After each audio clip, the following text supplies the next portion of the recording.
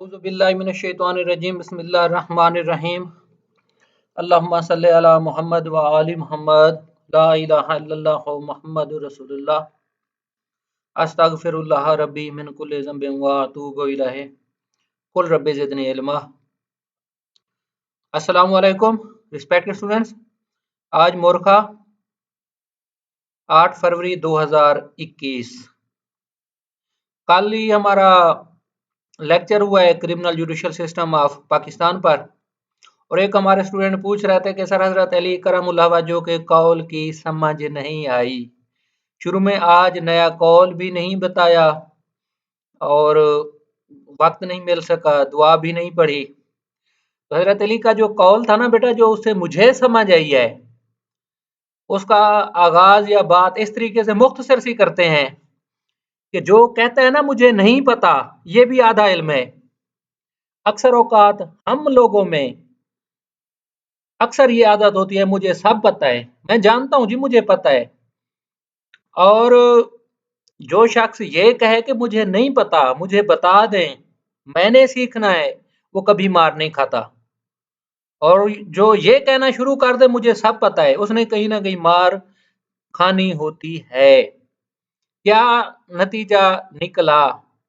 जितना हो सके सुने, जितना हो सके गौर से सुन लें, समझ लें। अगर पता भी है तो इस्लाह हो जाती है, रिवाइज हो जाता है नॉलेज। तो बेटा आज हम पार्ट 22 है और ट्रायल का चार्ज हमने हेडिंग लिख दी है कि चार्ज को हम कर रहे हैं फ्रेमिंग ऑफ चार्ज। बेटा अगरचे हमारा ये अल्हम्दुलिल्लाह क्रिमिनल जुडिशल सिस्टम, आप लोगों को इसकी ऐसे समझ लें कि तरतीब मुकम्मल समझा रहे थे। Philosophy of Pakistan criminal judicial system को हम डिस्कस कर रहे थे। हमारी हत्तुल वसी कोशिश थी कि हम बहुत ज़्यादा बारीकियों में ना जाएं, एज ए होल आप लोगों को कंसेप्ट दे दें, क्योंकि हमारे इस ग्रुप में अल्हम्दुलिल्लाह वकला साहबान हैं काफ़ी सीनियर, और भी दीगर शुबह कानून के लोग हैं जिन्होंने कानून शौक से किया हुआ है, लेकिन उनकी हौसला अफजाई की वजह से हम में हौसला और हिम्मत पैदा होती है। लेकिन बिलखसूस जो असल फोकस हैं वो हमारे तालिब इल्म बहन भाई हैं, क्योंकि देखें जो लोग जिंदगी में सेटल हैं उनका तो चलो अल्हम्दुलिल्लाह ठीक है, वो लोग अपना रोजगार का सब कुछ कर रहे हैं। लेकिन वो मेरे बहन भाई जो अभी तालिब इल्म हैं, बिलखसूस जिन्होंने इम्तिहान देना है, वो बेटा आप लोग ज्यादा फोकस हैं, क्योंकि अगर हम एक एक सब्जेक्ट को ले लें तो काफी मुश्किल हो जाएगा। इस वजह से आप लोगों को ये हम बताना चाह रहे हैं कि जो क्रिमिनल जुडिशल सिस्टम की बेटा सीरीज शुरू किया है ना, ताकि मोटी मोटी बातें आप लोगों को बता सकें। लेकिन मोटी मोटी बातों के साथ अब हम बारीकियों पर क्यों आ गए हैं? सिर्फ एक जगह बारीकी पर रुक गए हैं, रुकना बहुत जरूरी था। इसकी ना आप मजे की एक खूबसूरत दिलचस्प बात सुन लें बेटा, हमेशा के लिए हमारे जो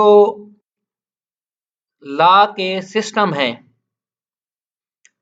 क्या गुजारिश की है, हमारे जो पाकिस्तान में लॉ के सिस्टम है बेटा, दो तरह की हमारी लिटिगेशन होती है। दो तरह की लिटिगेशन, एक है क्रिमिनल और एक है सिविल। अब ये बात हमेशा के लिए लिख लें, वो मेरे बहन भाई जो अक्सर लिख कर ना हमें भेजते रहते हैं अपना होमवर्क, बेटा इसको भी लिख लीजिएगा हमेशा के लिए। क्या दो बातें सिर्फ सिविल लॉ में हमारे इश्यूज हैं। आर्डर 14 सीपीसी का इश्यूज अदालत सिविल कोड फ्रेम करती है, और हमारे क्रिमिनल जुडिशियल सिस्टम में बेटा फ्रेमिंग ऑफ चार्ज है। अब इसको उसके साथ क्यों मिलाया? बेटा ट्रायल होना है ना, दोनों साइड्स पर ट्रायल होना है, सिविल लॉ में भी और क्रिमिनल लॉ में भी। अभी फिलहाल सरे दस्त हमारा मौजू जेरे बहस है फ्रेमिंग ऑफ चार्ज। चार्ज क्या है? देखें बेटा, अगेन दोबारा गौर से सुन लें। शुरू में बताया ऑफेंस हो गया जी, और है भी कॉग्निजेबल ऑफेंस। कोई भी ताजीरात पाकिस्तान या दीगर हमारे स्पेशल लॉज हैं उनके ताबे जुर्म हो गया, एफआईआर हो गई, एफआईआर के बाद इन्वेस्टिगेशन हो गई, इन्वेस्टिगेशन के बाद चालान आ गया। अब चालान के बेटा जो शुरू के थे ना मामलात, वो आप लोगों को सारे बताए कि उसका नतीजा क्या हो सकता है। अब आप लोग इस बात पर आ जाएं कि चालान है जिसमें मुल्जमान के खिलाफ शहादत मौजूद है। फर्ज किया बेटा मुल्जमान 4 हैं, 5 हैं या 6 हैं। मुल्जमान 4, 5 या 6 हैं, उनमें से या ज्यादा तादाद, फर्ज किया ज्यादा तादाद कर लें, उनमें से 2 या 3 का नाम खाना नंबर 2 में है, कॉलम नंबर 2 में। 3 है सपोज, उनमें से एक है इनोसेंट डिक्लेयर हो गया, एक फौत शुदा है, फौत हो गया है एक मुल्जिम, एक है इश्तियारी, और तीसरा क्या है बेगुनाह। अब देखें कॉलम नंबर 2 क्या क्या चीजें बता रहे हैं, कितनी इंफॉर्मेशन आ रही है। अब कॉलम नंबर 3 को ले लें। 2 या 3 मुल्जमान कस्टडी में है, इन्वेस्टिगेशन कंप्लीट हो गई, तफ्तीशी अफसर साहब ने इलाका मजिस्ट्रेट साहब से रिक्वेस्ट की कि इनको जुडिशल कर दें, जुडिशल हो गए। अब कॉलम नंबर 4 में ऑन बेल है, इलाका मजिस्ट्रेट साहब ने बेल ले ली अगर ट्राइबल इनका है, या कोर्ट ऑफ सेशन या ऑनरेबल हाई कोर्ट से प्री अरेस्ट बेल करा ली। अब देख लें 6, 7 या 8 मुल्जमान हैं, ये हो गई बेटा एक तरतीब। अब देखें चालान आ गया। इंटरम चालान अमूमी तौर पर तफ्तीशी अफसरान नहीं देते, वो क्योंकि वो 15-20 दिन में अमूमन इनकम्प्लीट पुलिस रिपोर्ट ही बना लेते हैं, ठीक है ना। अब ये इलाका मजिस्ट्रेट साहब के सामने बेटा आ गई, उन्होंने कॉग्निजेंस ली। कॉग्निजेंस का आप लोगों को बेटा बता चुका हूं तफसील से कल वाले एतवार वाले लेक्चर में कि इलाका मजिस्ट्रेट साहब का, जज साहब का क्या आर्डर होता है, किस शक्ल में। अब इससे अब नेक्स्ट चलें बेटा, नेक्स्ट ये है कि नकूल तकसीम हो गई, जो मुल्जमान हाजिर हैं कोर्ट ऑफ सेशन ने, ऑनरेबल कोर्ट ऑफ सेशन ने, जो हमारा ट्राइबल भाई कोर्ट ऑफ सेशन है, वो हमारी जो सीरीज 260 ये है, ये 265 के ए बी सी डी बेटा आप उसको देख लें, उसके ताबे सी को डी को नकूल तकसीम कर दी। अगर केस है ट्राइबल भाई कोर्ट ऑफ सेशन। सरे 10 फिलहाल हम बात करें मजिस्ट्रियल ट्रायल की। अगर केस ट्राइबल भाई कोर्ट ऑफ मजिस्ट्रेट, जज साहब ने नकूल तकसीम कर दी, जो मुल्जमान हाजिर हैं, जो नहीं है उनके समन जारी कर दिए, वो फिर आ जाते हैं जो इश्तियारी थे उनकी बाबत जो प्रोसेस सर्वर होता है तामील कुनिंदा, उसका बयान लिख लेते हैं, फिर 87, 88 की कार्रवाई होती है। ये बेटा स्टेज है। 87 क्या है, 88 क्या है, 512 क्या है। अब ये देखे ना, कुछ बेगुनाह हो गए, कुछ कलम नंबर 3 में है, कुछ कलम नंबर 4 में है, कोई एक आध फौत हो गया, कोई इश्तियारी है।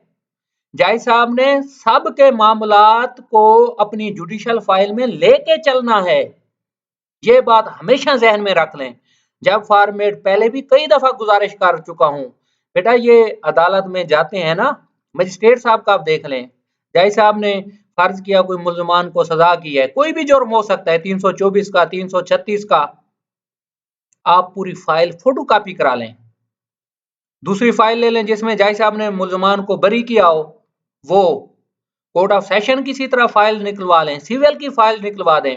बेटा ये 3-4 जब मुख्तलिफ फॉर्मेट्स आप लोगों के पास आ जाएंगे ना, तसल्ली से घर बैठकर उनका तज्जिया करें, लॉ की एक एक प्रोविजन को समझें, देखें स्कीम ऑफ लॉ। बेटा जो असल बात है, अब ऑनरेबल हाई कोर्ट, खासकर लाहौर की मैं बात कर रहा हूं, दीगर भी वो चाहते हैं कि बच्चे को प्रैक्टिकल वर्क कितना आता है। बेटा प्रैक्टिकल वर्क इसी तरीके से आएगा जब आप लोगों को स्कीम ऑफ लॉ दुरुस्त समझ आ जाएगी। अच्छा, अब ये नकूल तकसीम हो गई, फर्द जुर्म, अब इसी पर रुक गए। जो शुरू में आप लोगों से गुजारिश की कि बारीकियों में अगरचे हम नहीं जाना चाहते थे, लेकिन बेटा यहां हमें रुकना पड़ेगा। आज दूसरा लेक्चर है, शायद 1, 2 या 3 जितने भी हों, अल्हम्दुलिल्लाह में कोई जल्दी नहीं है, क्योंकि बेटा अगर ये स्कीम आप लोगों को समझ आ गई ना, फिर आप लोगों को शायद हमें अपील या रिवीजन पर भी यहां हमें जाना पड़े स्टेज पर। इस स्टेज पर हमें काफी सारे मामलात चीजें देखनी पड़ेंगी, क्योंकि इसकी अहमियत बहुत ज्यादा है। अब ये देखें ना हमारे केस लॉ क्या डिफाइन करते हैं कि फ्रेमिंग ऑफ चार्ज की अहमियत क्या है और ये होता क्या है। अब इसके बेटा डेफिनेशन पे हम आ जाते हैं, मुख्तसर जो दी गई है कानून में सीआरपीसी में, उसको आप देख लें। अब ये 221 से तो सिलसिला शुरू हो गया ना फ्रेमिंग ऑफ चार्ज का, 221 से लेकर 240 तक ये है हमारे। अब इसे डिफाइन कहाँ गया है, कहाँ किया गया है बेटा। अब ये देखें डेफिनेशन आ गई, सेक्शन 4 है हमारा सीआरपीसी का। In this code the following words and expressions have the following meanings. आ गया जी चार्ज क्या है। Charge includes any head of charge. बेटा जो एतवार वाला कल वाला लेक्चर था ना, उसमें आप लोगों को हेड्स समझाए थे। includes any head of charge when the charge contains more heads than one। ईमानदारी से बात कर रहे हैं कि बेटा इससे मफहूम सही दुरुस्त आप लोगों को इस तारीफ से समझ नहीं आएगा। इसको मजीद समझने के लिए केस लॉ डेफिनेशन को याद कर लें, तैयार कर लें, या ब्लैक्स लॉ डिक्शनरी को देख लें। ब्लैक्स लॉ डिक्शनरी बेस्ट है। क्रिमिनल चार्ज क्या होता है उसमें जरा आप लोगों को खुशबू आएगी, और केस लॉ इसका बेस्ट है। अब इसकी हम प्रोविजन की तरतीब में चले जाएं कि रेलिवेंट चैप्टर इसका कौन सा है हमारा सीआरपीसी का। बेटा ये क्रिमिनल लॉ का बेसिक स्टोन है, प्रोसीजर का हमारा, ट्रायल का। अब ये देखें ना इसकी अहमियत बेटा लिख लें। अगर चार्ज सही फ्रेम किया गया है, तो मसला पता है क्या आता है, जय सबान के पास काम बहुत ज्यादा होता है, बहुत ज्यादा काम होता है। Burden of work, rush of work की वजह से अक्सर औकात उजलत हो जाती है। अब ये उजलत का खमियाजा या नुकसान दोनों पार्टीज फेस करती हैं। अमूमन हाई कोर्ट या सुप्रीम कोर्ट में जब अपील जाती है, अपील अगेंस्ट कन्विक्शन, वहां पता लगता है कि फर्द जुर्मी सही नहीं बना। वहां से जब केस रिमांड होता है ना, और खासकर ये हुक्म होता है डी नोवो ट्रायल का, वहां बेटा पार्टीज हौसला छोड़ जाती हैं। अब ये देखें ना कि 2 3 4 साल पार्टीज के चले गए। क्यों चले गए? जस्टिस डिले हो गया ना, इस गलती की वजह से। ये है बेटा असल मामला। अब पिछली दफा ये कल एतवार वाले में आप लोगों को जो हेड्स 7 8 9 बताए थे बेटा, वो भी कुछ इस तरह ही सूरत हाल थी। पहले एक जज साहब ने सिर्फ 324 लगा दिया, सिर्फ एक हेड बना दिया, उसके साथ इंजरी सारी लिख दी। अब नीचे कन्विक्शन हो गई, अपील में मामला गया ऑनरेबल सेशन कोर्ट में, वहां से केस रिमांड हो गया। अब फिर दोबारा शहादतें तो नहीं हुई, वकला साहबान ने स्टेटमेंट दे दी थी जी शहादतें काफी हैं, ठीक है, आप इसको चार्ज को दोबारा अमेंड कर दें। फिर बेटा उसके अलहदा अलहदा हेड्स बनाए सबके। ये होती है असल गलती, बेस है, बुनियाद है। इम्तिहान में, इंटरव्यू में बहुत दफा ये सवाल पूछा गया है। अब इसको हम समझेंगे, देखेंगे बेटा। इसका जो पहला है ना, अब हम थोड़ा सा सेक्शंस की तरफ आ जाएं।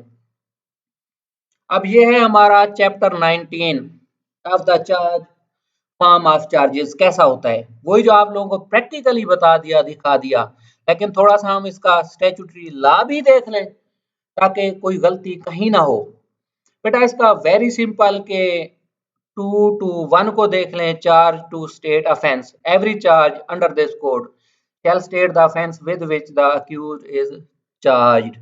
फॉर्मेट बेटा बताए थे आप लोगों को, दिखाए थे, उसमें सारी चीजें ये दी गई हैं। आप देखें specific name of offence, sufficient description आ गया। अगर जुर्म का स्पेसिफिक नेम नहीं है, the law and section of law ये देना जरूरी है। व्हाट इम्प्लाइड इन चार्ज, इसका क्या मतलब है, इसको जरा देख लें। The fact that the charge is made is equivalent to a statement that every legal condition required by law to constitute the offense charged was fulfilled in the particular case। ठीक है। उसके बाद सिक्स लैंग्वेज आ गई। अमूमन अंग्रेजी में charge frame किया जाता है। अगर कोई जैसा उर्दू में भी बना दे तो कोई मसला नहीं है, उर्दू में भी हो सकता है। प्रीवियस कन्विक्शन का आ गया। उसके बाद आप डेट टाइम प्लेस को बेटा देख लें, फिर ये हमारी स्कीम इससे नेक्स्ट शुरू हो जाएगी। अब इसके साथ साथ हम लोगों ने केस लॉ को भी देखना है और जेंडर ऑफ चार्जेस क्या होता है, गलती क्या हो जाती है, किस स्टेज पर होती है, ये बेटा हमारी सारी चीजें होंगी। अब ये देखें ना, केस लॉ है, ये लोग बेटा इसको आप लिख लीजिएगा। यहाँ से हमने अगेन एंड अगेन इसलिए बता रहा हूं कि बेटा ये हद से ज्यादा अहम चीज है। इसमें आप लोगों के सेक्शंस का आप लोगों को एज ए होल पता लग जाएगा बेटा। स्कीम का ये फ्रेमिंग ऑफ चार्ज में आप लोगों का सिर्फ ट्रायल प्रोसीजर की समझ सिर्फ नहीं आएगी, आप लोगों को पीपीसी की भी समझ आएगी, सही कानून शहादत की भी समझ आ जाएगी कि बेटा कानून आपस में सिंक्रोनाइज कैसे होता है, इकट्ठा हम कैसे मुताला करते हैं कानून का। ये वो चीजें हैं जो प्रैक्टिकली आप लोगों को फील्ड में अब इंशाल्लाह ताला मददगार साबित होंगी। अब ये देखें ना, ये है 2015 एमएलडी है बेटा 339 judgment. Framing of charge scope, charge must contain all material particulars as to time, place as well as specific named of alleged offences, the manner in which the offence was committed and the particulars of accused so as to afford accused an opportunity to explain the matter। बेटा अब इसको देखें, जितना explain करें हम इसको, क्या दर हकीकत ये मुल्जिम को नोटिस होता है। नोटिस बेटा क्या, इंफॉर्मेशन। अदालत मुल्जिम को आगाह करती है कि भाई आपके खिलाफ ये इल्जाम है कि आपने केस को फायर किया, फायर मारा, पिस्टल से फायर किया, बंदूक से किया, किस चीज से किया, कौन सा बंदा कत्ल हुआ, कौन सा बंदा जख्मी हुआ, या किसको आपने चुरा मारा, नीफ जिसे कहते हैं, डंडा मारा, सोटा मारा, कहां लगा, कौन से जुर्म का इर्तकाब हुआ, मुकम्मल ए टू जी। वो जाय साहब ने ये चार्ज फ्रेम करना है, डॉक्यूमेंट सारे देखने हैं, पुलिस फाइल देखनी है, जुडिशियल फाइल देखनी है, एमएलसी देखने हैं, तसल्ली से एक एक चीज को क्लियर करके, ताकि कल को ये अबहाम ना पैदा हो जाए। मीनवाइल पार्टीज दरखास्त दे देती हैं, फर्ज किया कन्विक्शन हो गई, एपीलेट कोर्ट में दरखास्त पहुंच गई कि जी चार्ज को अमेंड किया जाए, चार्ज फ्रेम सही हुआ ही नहीं था नीचे ट्रायल कोर्ट में, फिर ऑनरेबल एपीलेट कोर्ट रिमांड कर देती है कि दोबारा ट्रायल किया जाए। ये बेटा कबहतें पैदा होती हैं, ये प्रॉब्लम्स पैदा होते हैं। अब आगे देखें, with which he was charge, purpose behind giving such particulars was that accused should prepare his case accordingly and could not be misled in his preparing his defense। बेटा आप ये देखें, सर्टिफिकेट क्यों दिया जाता है, पहले चार्ज देखें फ्रेम हो गया मुख्तलिफ हेड्स में, फिर जज साहब ने सर्टिफिकेट दिया कि जिसको एक्सप्लेन कर दिया गया है, इसकी प्रेजेंस और हियरिंग में इसे बता दिया गया है। फिर उसे सवालात होते हैं, सवालात के दो स्टेप्स हैं, एक है शुरू वाला फ्रेमिंग ऑफ चार्ज वाला, उसके बाद है बेटा 342 की स्टेटमेंट। इंतहाई अहम चीजें हैं दोनों। क्रिमिनल लॉ ट्रायल इसका ये मिराज है, हुस्न है ये बेटा, बेसिक्स हैं। प्लीज इसको बहुत गौर से देख लीजिएगा। अब ये दूसरी जजमेंट देखें, 2014 Pakistan criminal journal 527 framing of charge, purpose and scope. अब देखें ना, पर्पस क्या आ रहा है और स्कोप इसकी अहमियत क्या है। Charge being the foundation of the trial, देख लें बुनियाद। बेटा अगर बुनियाद एक चीज की ठीक नहीं है तो कैसे ऊपर जो बिल्डिंग तामीर होगी, जो शहादत आएगी, वो कैसे मजबूत होगी जब एक फाउंडेशन ही मजबूत नहीं है। अब देखें, legislature had provided N elaborate procedure for framing of the charge. Rationale was that accused should know the exact nature of accusation made against him so that he could give a proper reply and should not at later stage come with the plea of being misled or prejudiced। अब ये बेटा scheme CrPC की 221 से 240 तक, अब ये देखें ना, मिसलेड प्रेजुडिस, ये इंशाल्लाह ताला जब हम साथ साथ देखेंगे ना बेटा, आप लोगों को फिर समझ आ जाएगी अक्यूज्ड मिसलेड कहाँ हो रहा है, प्रेजुडिस कहाँ हो रहा है और कहाँ नहीं हो रहा। अब जरूरी तो नहीं है कि आप दरखास्त दे दें कोर्ट ऑफ सेशन में, ऑनरेबल हाई कोर्ट या सुप्रीम कोर्ट ऑफ पाकिस्तान में कि जी चार्ज फ्रेम किया जाए। फिर अदालत ने देखना है कि मुलजिम मिसलेड हुआ है, प्रेजुडिस हुआ है या नहीं हुआ। अपने डिफेंस में courts and circumstances should always adhere to the procedure so provided for framing of the charge। बेटा ये है बुनियाद, ठीक है ना। आज का दूसरा लेक्चर हमारा इतना ही काफी है। कल जजमेंट्स भेजी थी, उनको देख लीजिएगा। आज के लेक्चर को बहुत गौर से देख लें बेटा, इंशाल्लाह ताला इसी पर हम मजीद जरा वक्त लगाएंगे। जैसे आप लोगों से वादा किया, अपील को, रिवीजन को शायद हमें देखना पड़े, और भी काफी चीजें सामने आएंगी क्रिमिनल लॉ की हमारी। स्कीम सारी इंशाल्लाह ताला हमें समझ आ जाएगी कि क्या क्या है। अब ये देखें ना बेटा, ये कल के फॉर्मेट हैं, इनको जरा गौर से देख लीजिएगा। वो ये बेटा, ये तो एक आप लोगों को नमूने दिए है ना, लेकिन असल फाइल बेटा आप लोगों की मदद करेगी जो आप फोटो कापीज ले लेंगे। मेरी आप लोगों से आजिज़ाना इस्तदा है बेटा, खुदा के लिए अपने पास फॉर्मेट सारे रखें, फिर प्रैक्टिस करें, खुद अपने तौर पर चार्ज को फ्रेम करें।